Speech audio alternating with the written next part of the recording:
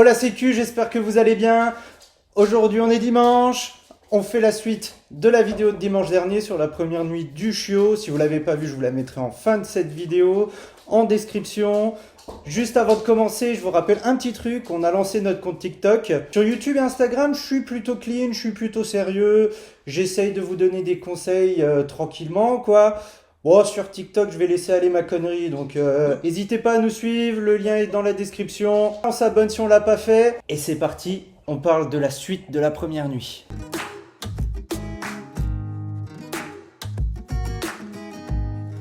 Pourquoi je vous fais une vidéo suite? Parce que, pour deux points en fait. La première, c'est que j'ai pas parlé de la cage. Et la deuxième, j'ai pas pris en compte le fait que dans certains appartements ou certaines maisons chez vous, même si en maison ça m'étonnerait quand même, vous n'avez pas forcément d'endroit où foutre le chiot, un endroit qu'on peut fermer avec une porte.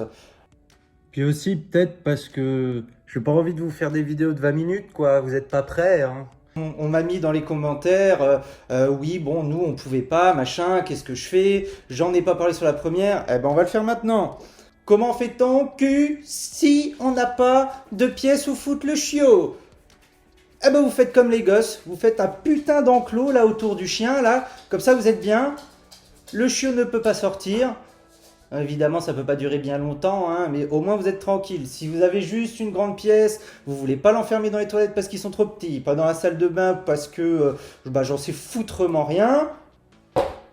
Raté.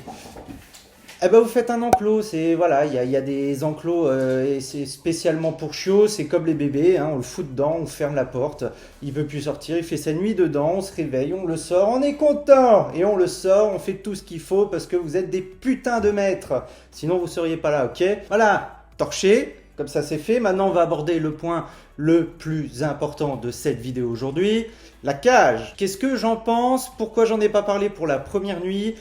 Tout simplement parce que je conseille pas la cage pour la première nuit. Pas pour la première nuit, pas pour les 2-3 premières nuits. Pourquoi? Parce que le chiot ne peut pas se retenir. Il va pisser partout, il va sûrement vous chier partout. S'il fait ça dans la cage, c'est pas fameux.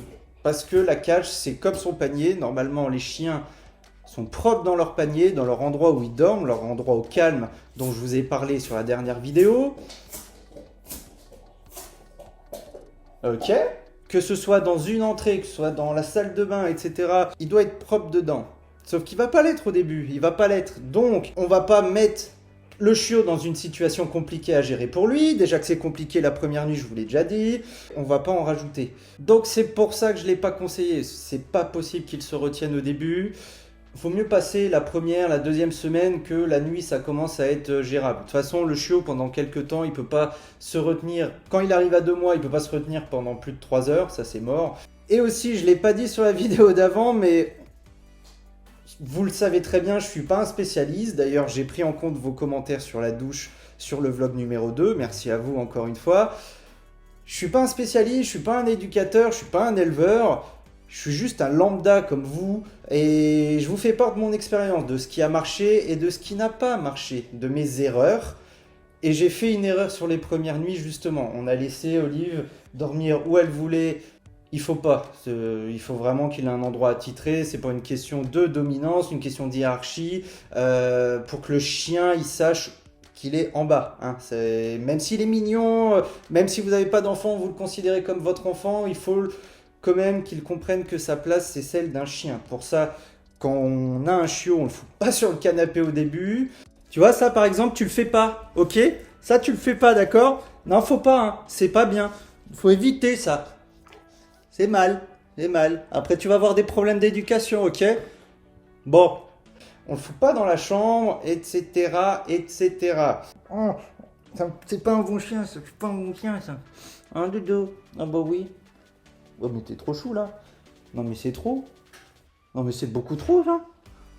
Et justement, ça a duré quelques jours, je sais plus, 1 ou 2 semaines, peu importe. Et mon parquet a pris cher tous les soirs. Tous les soirs il a pris cher mon parquet. Quoi? T'arrêtes de pleurer un peu là? Allez chope. Oh c'est terrible. Mon parquet a pris cher parce que Olive elle pissait partout 3 fois par nuit, même au bout de 2-3 semaines. Et c'est là où on s'est rendu compte, mais putain, mais on est débile. Pourquoi on la fout pas dans l'entrée? On l'a mise dans l'entrée du jour au lendemain. De la nuit à la nuit. Plus rien, mais direct. C'est pour ça que je vous ai donné ce conseil de lui trouver un endroit où elle est enfermée. Et le chien, si il peut physiquement, il ne va pas faire ses besoins à cet endroit-là parce qu'il sait que c'est son endroit où il doit dormir.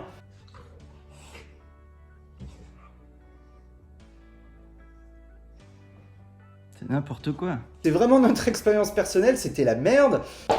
Et donc, quand le chiot est physiologiquement et physiquement apte à ne plus faire ses besoins à la nuit, à se retenir, c'est là où vous pouvez le mettre dans une cage.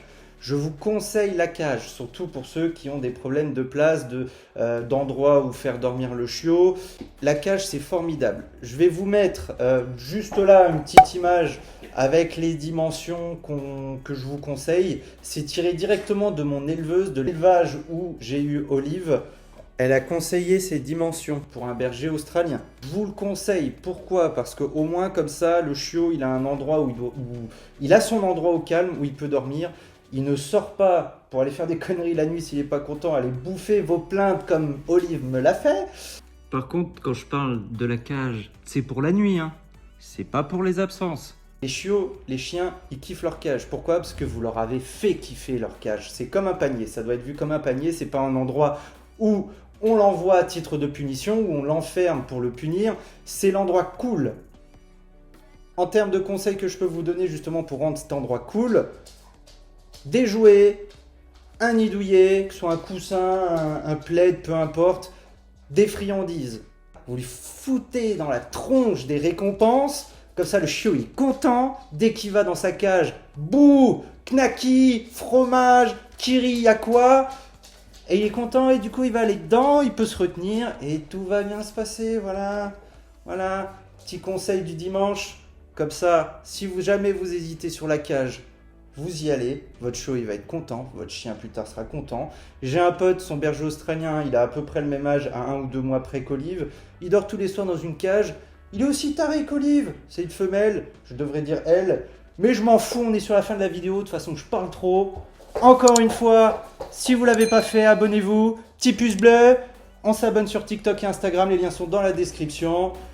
Moi je vous souhaite un bon dimanche et avec Olive on fait la bise. À mercredi. Peut-être qu'un jour je m'habillerai bien pour faire des vidéos. Qu'est-ce que t'en penses? Ouais, moi je suis d'accord avec toi. Flemme. Oh.